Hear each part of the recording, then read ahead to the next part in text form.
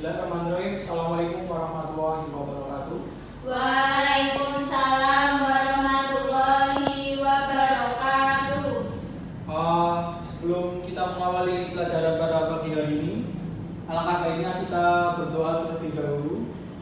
Begitu, mari kita berdoa bersama. Untuk perwakilan kelas bisa mempersiapkan. Untuk perwakilan kelas dimohon untuk menyiapkan terlebih dahulu untuk berdoa sebelum memulai pelajaran pada pagi hari ini. Mohon dipersilakan untuk perwakilan kelas. Berdoa mulai. Bismillahirrahmanirrahim. Raditu billahi rabban wa bil islami dinan wa bi Muhammadin nabiyyan wa rasulah. Rabbi zidni ilman warzuqni fahman. Amin. Doa selesai. Amin amin ya rabbal alamin. Oke, sebelum memasuki materi pada pagi hari ini, saya akan mengecek presensi kehadiran peserta didik kalian semua. Oke, yang pertama saya akan memanggil nama. Nomor absen 1 Adelia. Hadir. Oke, terima kasih. Kemudian absen nomor 2 Wanda Ayu. Hadir. Oke, terima kasih. Untuk yang ketiga Mbak Nur. Hadir, Pak. Oke, terima kasih. Yang terakhir adalah Mas Bambang. Tidak hadir, Pak. Oh, kenapa ini? Sakit. Sakit. Oh, sakit. Oke, semoga Mas Bambang diberi kesehatan yang berlebih supaya bisa berangkat pada esok hari. Amin. Oke, saya lanjut. Sebelum memasuki materi, saya akan mengulang sedikit materi pada pertemuan sebelumnya atau pertemuan kemarin tentang materi, yaitu tentang badan usaha.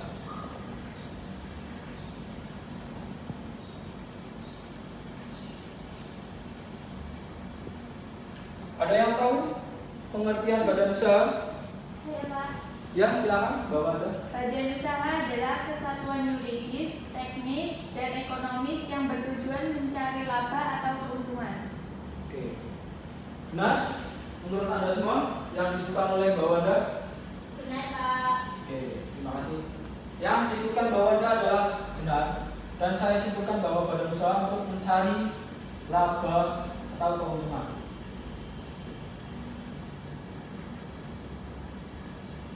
Keuntungan ini untuk siapa? Untuk negara. Oke, saya lanjut. Ada yang tahu ciri-ciri badan usaha di Indonesia? Ada 3 jenis contoh badan usaha di Indonesia. Ada yang tahu? Silakan. Saya, Pak. Ya. Yang pertama ada BUMN, yang kedua ada BUMS, dan yang ketiga ada BUMD. Oke, terima kasih Mbak Delia. Yang pertama tadi ada BUMN. Yang kedua ada BUMS. Yang ketiga ada BUMD. Ketiga ini adalah badan usaha di Indonesia yang sampai sekarang saat ini masih aktif. Oke, saya akan menanyakan ke kalian semua. Mungkin kalian semua sering menjumpai di lingkungan sekitar kita bahwa contoh-contoh BUMN, BUMD sama BUMS. Yang pertama ada contoh BUMN. Ada yang tahu contoh BUMN? Saya, Pak. Ya, apa aja? PT BNI, PT BRI, Ya. PT Bank Mandiri, Oke. PT BTN, PT Pertamina. Oke, terima kasih Mbak Wanda. Yang disebutkan Mbak Wanda adalah benar semua. Pertama adalah BRI, BNI, Mandiri, Pertamina.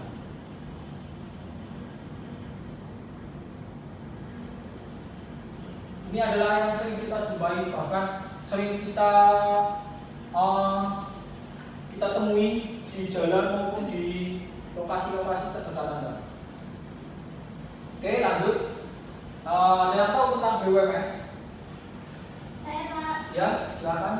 Ada PT Pupuk Alti, Oke, ada PT Union Meta, oke, ada PT Jarum, oke, baik. PT Housing, Oke, PT Excel Asiata, dan PT Fast Food Indonesia. oke.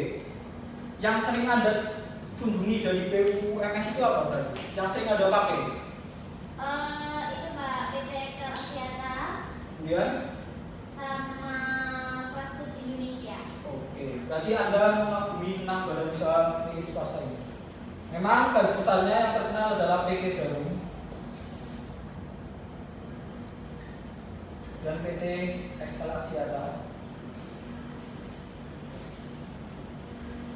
dan lain sebagainya. Ini yang sering Anda jumpai, bahkan Anda sering pakai. Oke, yang terakhir ada BUMD. Ada yang tahu tentang BUMD itu apa? Ciri-cirinya? Contohnya dari BUMD itu ada Bank Pembangunan Daerah atau BPD, Baik. Perusahaan Daerah Air Minum atau PDAM, Oke. Perusahaan Daerah Angkutan Kota atau Bus Kota, Oke. Perusahaan Daerah Angkutan Antar Kota atau Bus AKDP dan AKAP. Kemudian yang terakhir Perusahaan Daerah Rumah Potong Hewan atau PDRPH. Oke, baik. Terima kasih. Berarti sangat lengkap ya. Yang saya garis bawahi, yang sering saya jumpai dan sering saya pakai itu adalah PT tadi, PDAM. Kemudian ada PT KAI yang sering kita pakai, dan ada AKAP, kemudian AKDP dan lain sebagainya. Ini adalah milik daerah, tidak bisa diambil gugat dan tidak bisa dimiliki oleh seseorang. Beda halnya dengan sama BUMS. BUMS bisa dimiliki seseorang, yaitu PT Jarum, PT Excel Asiata, kemudian yang lain sebagainya. Oke, ini materi yang pertemuan kemarin, dan saya hari ini akan membahas tentang materi perkooperasian.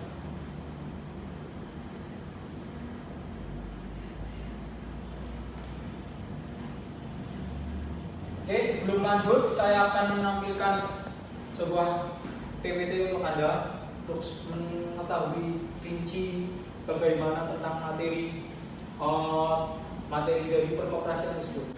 Oke, teman-teman sekalian semua, ini saya akan memberitahukan kepada kalian semua bahwa saya akan menggunakan metode pembelajaran problem based learning.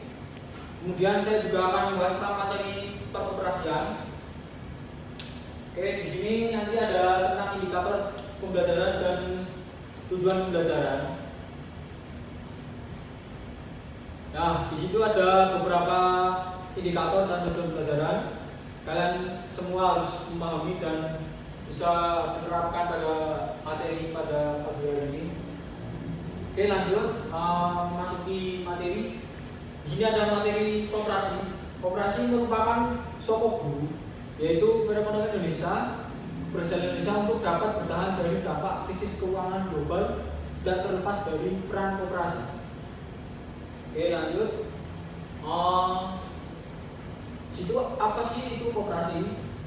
Yaitu istilah koperasi berasal dari bahasa Inggris cooperation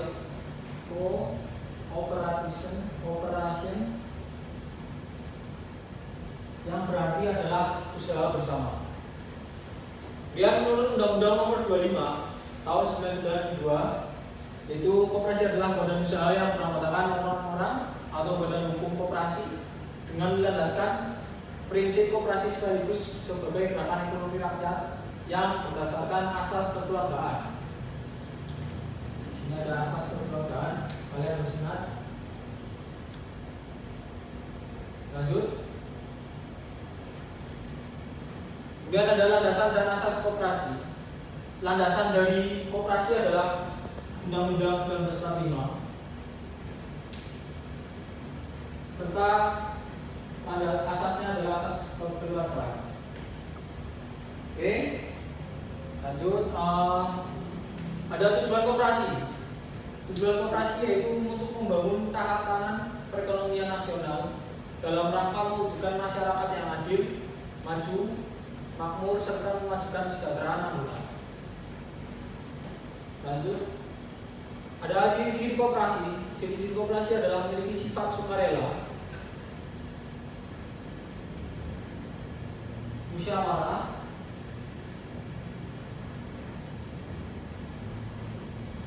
yang sangat dijunjung tinggi di dalam koperasi. Modal yang dimiliki tergantung dari simpanan anggotanya. Setiap kerugian akan ditanggung para anggota dan anggotanya tidak bersifat permanen, bisa berubah-ubah. Oke, lanjut. Ada fungsi koperasi. Yang pertama adalah membangun dan mengembangkan potensi serta kemampuan ekonomi anggota pada khususnya dan masyarakat pada umumnya untuk meningkatkan kesejahteraan ekonomi dan sosial potensi dan kemampuan ekonomi para anggota koperasi pada umumnya relatif kecil. Oke, yang kedua ada turut serta secara aktif dalam upaya meningkatkan kualitas kehidupan manusia dan masyarakat selain diharapkan untuk dapat meningkatkan kesejahteraan ekonomi para anggotanya. Oke, bisa dipahami? Oke, lanjut. Ada koperasi dan pertumbuhan ekonomi. Koperasi dan demokrasi ekonomi ini merupakan dua konsep penting dalam ekonomi konstitusi Indonesia dan memiliki peran penting dalam mendorong pertumbuhan perekonomian rakyat. Ingat ya, yang digarisbawahi dalam mendorong pertumbuhan perekonomian rakyat. Oke, lanjut. Ada jenis-jenis usaha koperasi. Dari jenis usaha dapat dilihat koperasi dibagi menjadi 4, yakni koperasi produsen, konsumen, dan koperasi simpan pinjam, dan koperasi jasa. Mungkin kalian sering mengetahui, bahkan sering menjumpai. Oke, lanjut. Nah, ada beberapa faktor pendukung pembangunan ekonomi daerah melalui pengembangan koperasi. Antara lain 1, potensi masyarakat. Kemudian nomor 2, pengusaha. Yang nomor 3 adalah lembaga perkreditan. Yang 4 adalah instansi terkait. Dan yang 5, koperasi sebagai badan usaha. Oke, cukup sekian materi pada pagi hari ini. Saya akan membuka sesi tanya jawab pada kalian semua. Ada yang ditanyakan? Ada yang mau bertanya? Silakan. Saya Pak. Oh iya, siapa ya namanya? Munaya Pak. Oh iya, absen berapa? Absen 3. Oke, silakan. Apakah asas koperasi simpan pinjam itu Pak? Oh, asas kekeluargaan ya, masih sama. Jadi ada orang yang menyebutkan koperasi simpan pinjam itu asasnya berbeda. Padahal asasnya juga sama. Karena di sini juga ada tentang anggota, ada musyawarah anggota juga.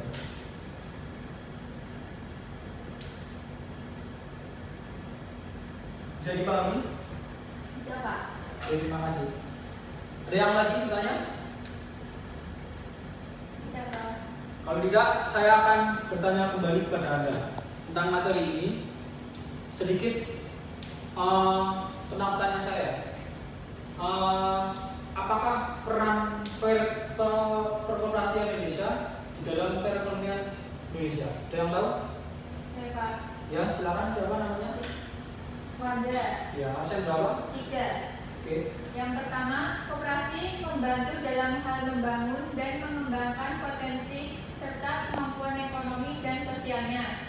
Oke. Yang kedua, koperasi berperan secara aktif dalam upaya meningkatkan kualitas kehidupan manusia dan masyarakat.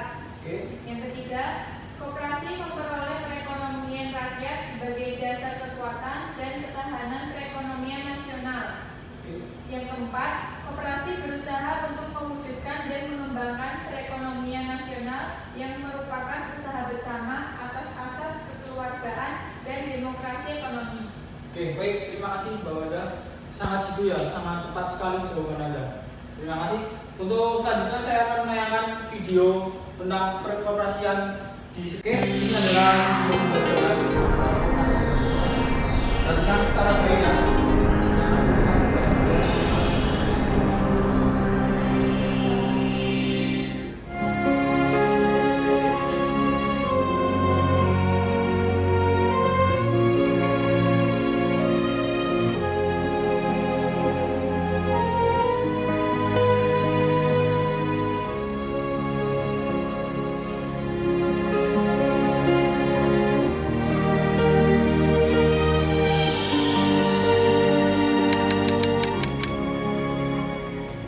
pertama sekali di Indonesia, koperasi diperkenalkan oleh Raden Arya Wiryatmaja di Purwokerto, Jawa Tengah pada tahun 1896. Setelah melalui jatuh bangun pada masa pemerintahan Hindia Belanda, Muhammad Hatta berhasil memantapkan dasar konstitusional bagi koperasi kita sehingga akhirnya beliau dinobatkan sebagai Bapak Koperasi Indonesia.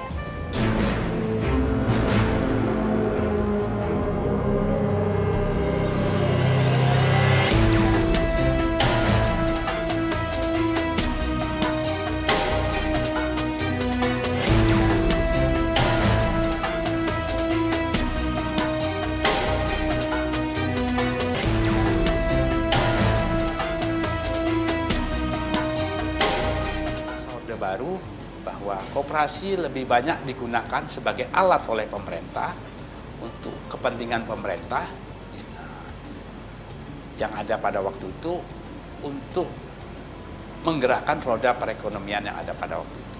Jadi koperasi masih fokus kepada alat pemerintah, yaitu sampai pada waktu itu pemerintah mengeluarkan Impres 4 tahun 84, yaitu khusus koperasi-koperasi di daerah pedesaan, yaitu bahwa di daerah pedesaan hanya boleh berdiri yaitu koperasi unit desa.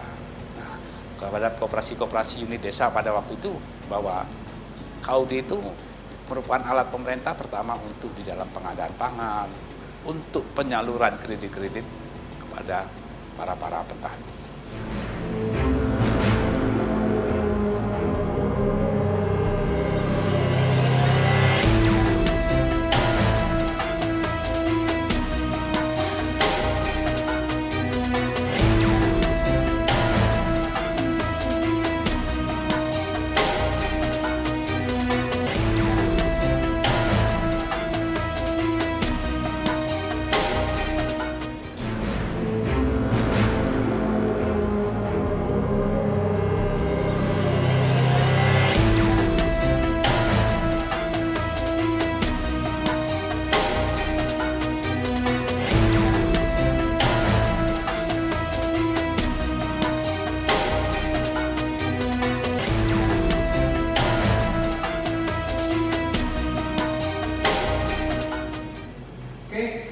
Dari video tersebut, saya meminta untuk teman-teman sekalian semua bahwa ada tugas, yaitu tentang ini.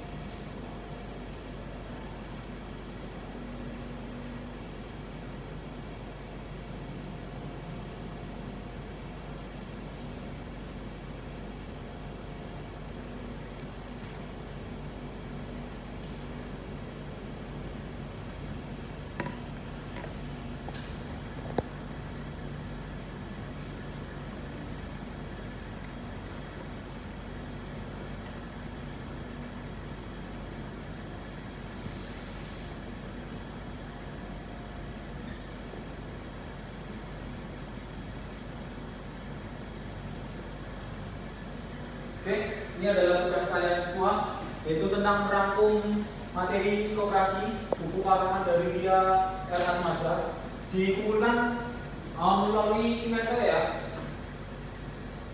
Ini adalah email saya.